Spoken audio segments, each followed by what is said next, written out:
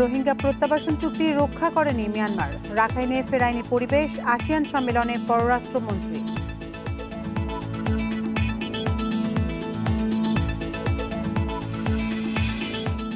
দোহায় আফগান সরকার তালেবান শান্তি আলোচনা শুরু, মধ্যস্থতায় মার্কিন পররাষ্ট্রমন্ত্রী পম্পেও।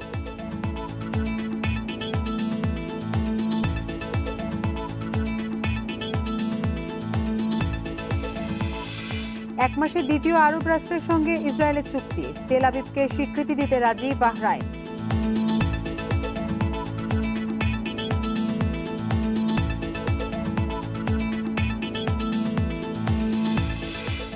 বিশ্বের সর্বোচ্চ ৯৮,০০০ করোনা রোগী শনাক্ত ভারতে, ডিসেম্বরে প্রাণহানি বাড়ার ঝুঁকিতে যুক্তরাষ্ট্র।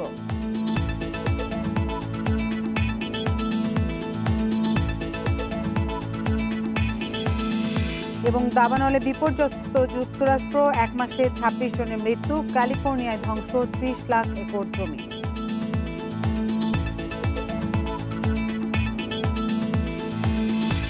স্বাগত আন্তর্জাতিক খবর নিয়ে আমাদের প্রতিদিনের আয়োজন পূর্ব পশ্চিমে। আপনাদের সাথে আছে আমি আতিক আঞ্জুমান। শিরোনাম শুনছিলেন, এবার জানিয়ে দেব পুরো খবর।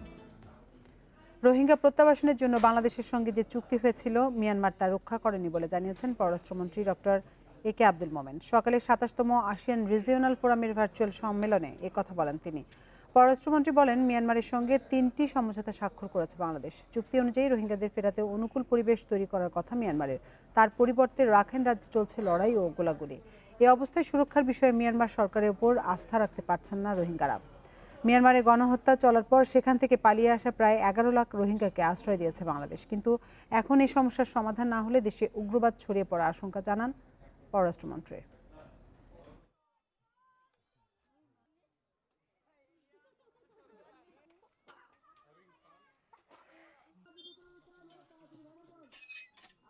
Bangladesh gave shelter. নানা প্রতিকূলতা পাশ কাটিয়ে বিপুল সংখ্যক রোহিঙ্গাকে আশ্রয় দিয়েছে বাংলাদেশ। কূটনৈতিক উপায়ে তাদের প্রত্যাবাসনের সব রকম চেষ্টা করে যাচ্ছি। এজন্য কয়েক দফা আলোচনার পর চুক্তিও হয়েছে। রোহিঙ্গাদের ফিরিয়ে নিতে রাখাইনে নিরাপত্তা নিশ্চিতের প্রতিশ্রুতিও দিয়েছিল মিয়ানমার।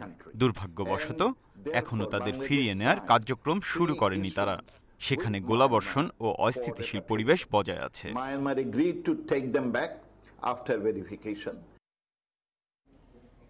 কাতারের দোহায় প্রথম শান্তি আলোচনায় বসেছে আফগান সরকার ও তালেবান। কয়েক মাস পেছানোর পর আজ শুরু হয় বৈঠক। উদ্বোধনী বক্তব্যে আফগানিস্তানে একটি স্থায়ী যুদ্ধবিরতি কার্যকর এবং সংঘাত অবসানের আশা ব্যক্ত করেন কাতারের পররাষ্ট্রমন্ত্রী।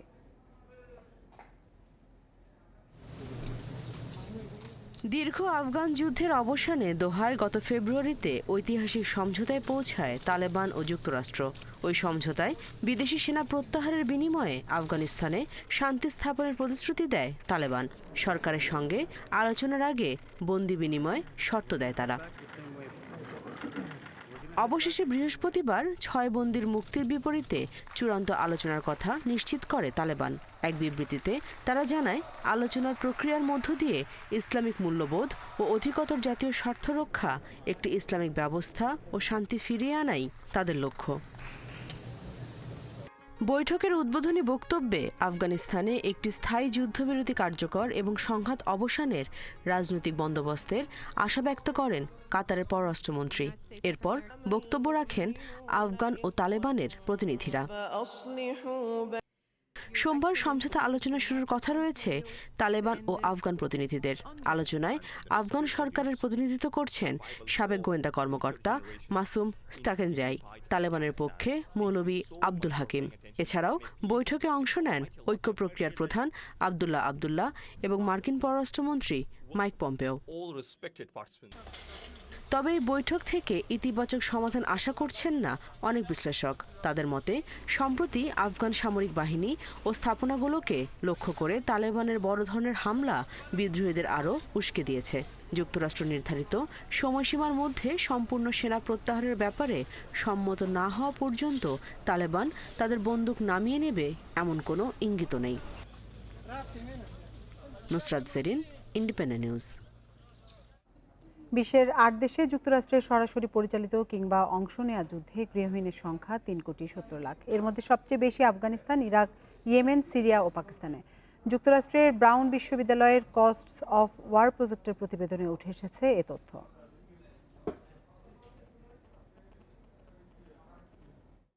2001 সালের 11 সেপ্টেম্বর ছিনতাই করা বিমান নিয়ে হামলা চালিয়ে ধ্বংস করে দেয়া হয় নিউ ইয়র্কের টুইন টাওয়ার। একই সঙ্গে হামলা হয় মার্কিন প্রতিরক্ষা দপ্তর পেন্টাগনেও। এই হামলার জন্য দায়ী করা হয় আল কায়দাকে। সন্ত্রাসীদের আশ্রয় দেওয়ার অভিযোগ তুলে আফগানিস্তানে তালেবানদের সঙ্গে যুদ্ধ শুরু করে যুক্তরাষ্ট্র। 19 বছরে তালেবান নির্মূল না হলেও বেড়েছে হতাহত আর বাস্তুচ্যুতের সংখ্যা। গণবিধ্বংসী অস্ত্র মজুদের অভিযোগ তুলে ইরাকে 2003 সালে যুদ্ধ শুরুর পর এখনও স্থিতিশীলতা ফেরেনি দেশটিতে। ব্রাউন বিশ্ববিদ্যালয়ের প্রতিবেদন বলছে, দ্বিতীয় বিশ্বযুদ্ধের পর যুক্তরাষ্ট্রের সরাসরি পরিচালিত কিংবা অংশ নেয়া যুদ্ধে গৃহহীনের সংখ্যা 3,70,00,000, যা কানাডার মোট জনসংখ্যার সমান।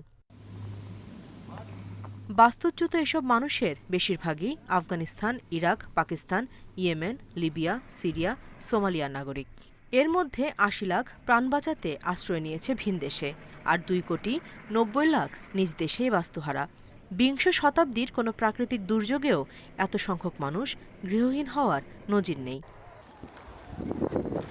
2002 সালে সোমালিয়ায় মার্কিন অভিযান শুরুর পর দেশটিতে বাস্তুহারা হয় মোট জনসংখ্যার 46%। তবে বাস্তবে এই সংখ্যা আরও বেশি বলে ধারণা করছেন গবেষকরা। তাদের মতে, Burkina Faso, Cameroon, Central African Republic, মালির মতো দেশে যুক্তরাষ্ট্র পরিচালিত সন্ত্রাসবিরোধী অভিযানে বাস্তুচ্যুতদের হিসেব না থাকায় আসল চিত্র জানা যাচ্ছে না। এসব দেশকে হিসেবে ধরলে মার্কিন অভিযানে গৃহহীনের সংখ্যা ছাড়াতে পারে 5,90,00,000। Nusrat Jerin, independent news. 30 দিনের ব্যবধানে দ্বিতীয় আরব রাষ্ট্রের সঙ্গে সম্পর্ক স্বাভাবিকের চুক্তি করেছে ইসরায়েল। শুক্রবার অঞ্চলে শান্তি প্রতিষ্ঠায় বাহরাইন ও ইসরায়েলের এই চুক্তি হয় বলে নিশ্চিত করেছেন মার্কিন প্রেসিডেন্ট ডোনাল্ড ট্রাম্প। এর আওতায় ইসরায়েলকে স্বীকৃতি দিতে রাজি হয়েছে বাহরাইন। এর আগে সংযুক্ত আরব আমিরাতের সঙ্গে একই শর্তে চুক্তি করে তেল আবিব। দশকের পর দশক ফিলিস্তিনকে রাষ্ট্রের মর্যাদা দেওয়ার দাবিতে ইসরায়েলের সঙ্গে সম্পর্ক বিচ্ছিন্ন রেখেছিল আরব রাষ্ট্রগুলো। গত মাসে মার্কিন প্রেসিডেন্টের মধ্যস্থতায় সম্পর্ক স্বাভাবিক করে আবুধাবি। এরপরেই মার্কিন পররাষ্ট্রমন্ত্রী মাইক পম্পেও সুদান, বাহরাইন সফর করেন। জানিয়েছিলেন শিগগিরই আরও আরব রাষ্ট্র চুক্তির আওতায় আসবে। 1948 সালে স্বাধীনতার ঘোষণার পর ইসরায়েল আরবের মধ্যে এটি চতুর্থ চুক্তি। এর আগে 1979 সালে মিশর এবং 1994 সালে জর্ডান চুক্তি সই করেছিল।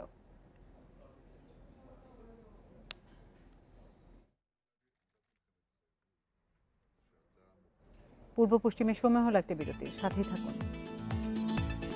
বিশ্বজুড়ে গত 24 ঘন্টায় প্রাণ গেছে 5,600-র বেশি মানুষের। এ নিয়ে মোট প্রাণহানি দাঁড়ালো 9,19,000। নতুন 3 লাখের বেশি রোগী নিয়ে আক্রান্ত 2,86,00,000 ছাড়িয়েছে। এদিকে প্রতিদিনই দৈনিক শনাক্তের রেকর্ড ভাঙছে ভারতে। অন্যদিকে ডিসেম্বর মাসকে যুক্তরাষ্ট্রের জন্য আরও বেশি প্রাণঘাতী বলছে দেশটির শীর্ষ গবেষকরা।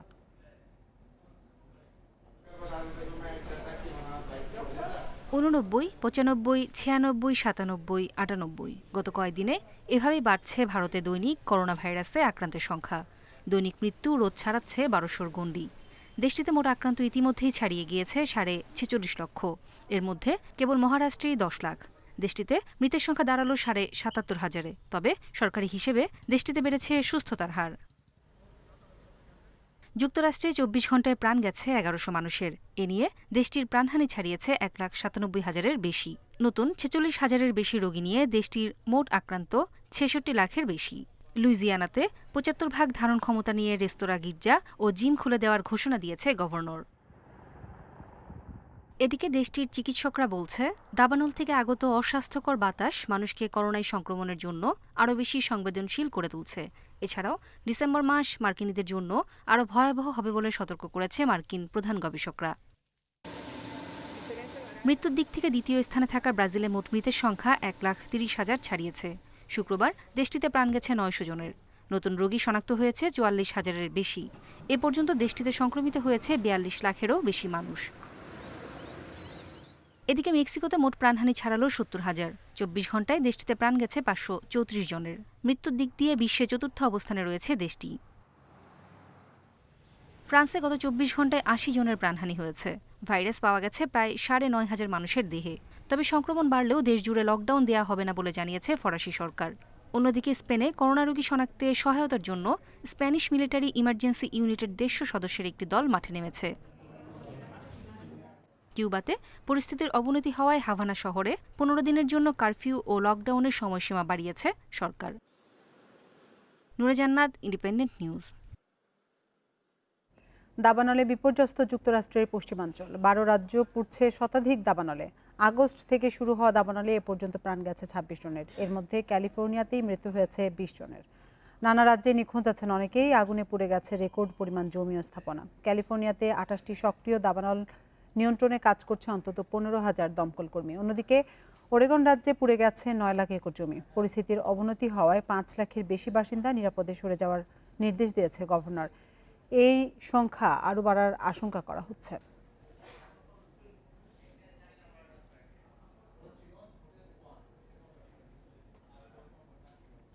টানা কয়েক মাসের সংঘাত সহিংসতার পর লাদাখে স্থিতিশীলতা ফেরাতে সম্মত হয়েছে চীন ও ভারত। রাশিয়ার মধ্যস্থতায় মস্কোয় 5 পরিকল্পনা বাস্তবায়নের শর্তে সমঝোতা হয় পরমাণু শক্তিধর দেশ দুটির। তবে বিরোধপূর্ণ অঞ্চলের মালিকানা ইস্যুতে সুরাহা না হওয়ায় সমঝোতা নিয়ে সংশয়ে আছেন বিশ্লেষকরা। মে মাস থেকে লাদাখ সীমান্তে মুখোমুখি অবস্থানে আছে চীন ও ভারতের সেনাবাহিনী। জুনে প্রাণঘাতী সংঘাতের পর রয়েছে নিয়ন্ত্রণ রেখায় পাল্টাপাল্টি গুলি ছোড়ার অভিযোগও। দেশ দুটি শীর্ষ পর্যায়ের বৈঠকে আসেনি সমাধান। এই বৈরিতা নিয়ে সাংহাই কোঅপারেশন অর্গানাইজেশনের সম্মেলনে যোগ দেন চীন ও ভারতের পররাষ্ট্রমন্ত্রী। রাশিয়ায় অনুষ্ঠিত বৈঠকের সাইডলাইনে সীমান্ত জটিলতার প্রশ্নে আলোচনা হয় তাদের। এতে আসে উত্তেজনা নিরসনে মতৈক্য। সমঝোতা অনুযায়ী সীমান্ত বিষয়ক বিদ্যমান চুক্তি এবং প্রোটোকল মেনে চলবে দুই দেশ। সীমান্ত এলাকায় শান্তি ও স্থিতিশীলতা বজায় রাখার পাশাপাশি উত্তেজনা বাড়ে এমন কর্মকাণ্ড থেকে বিরত থাকবে সেনারা। এছাড়া সীমান্ত প্রশ্নে বিশেষ দূত মারফত আলোচনা ও যোগাযোগ চালিয়ে যাবে দিল্লি বেইজিং। প্রতিশ্রুতি না ভাঙা এবং খোলাগুলি না চালানোর ওপর সর্বোচ্চ গুরুত্ব দেওয়া হবে। বন্দুকের ব্যবহার কখনোই শান্তি স্থাপনের পক্ষে না। সীমান্ত থেকে সামরিক সরঞ্জাম ও সেনা সরিয়ে ফেলা হবে। পাশাপাশি যে কোনো পরিস্থিতিতে আলোচনার মাধ্যমে সংকট সমাধানের চেষ্টা অব্যাহত থাকবে। সীমান্তে সামরিক উপস্থিতি বাড়ায় চাপা উত্তেজনায় দিন কাটছিল স্থানীয়দের। সমঝোতার পর এখন তা বাস্তবায়নের অপেক্ষায় তারা। অনেক ভুগতে হয়েছে। উত্তেজনার কারণে থমথম ছিল গোটা অঞ্চল, কাজ বন্ধ ছিল, অনিশ্চিত ভবিষ্যতের দিকে এগুচ্ছিলাম।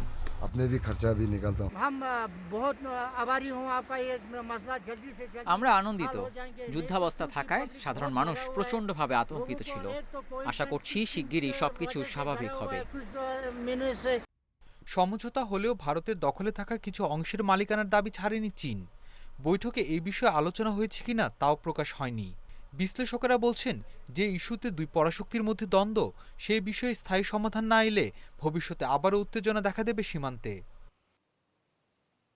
সারওয়ার জামান, ইন্ডিপেন্ডেন্ট নিউজ। এই ছিল আজকের পূর্ব পশ্চিমে। ইন্ডিপেন্ডেন্ট টেলিভিশনের সব খবর আরও বিস্তারিত জানতে চোখ রাখুন ফেসবুক, ইউটিউব এবং টুইটারে। ধন্যবাদ সবাইকে।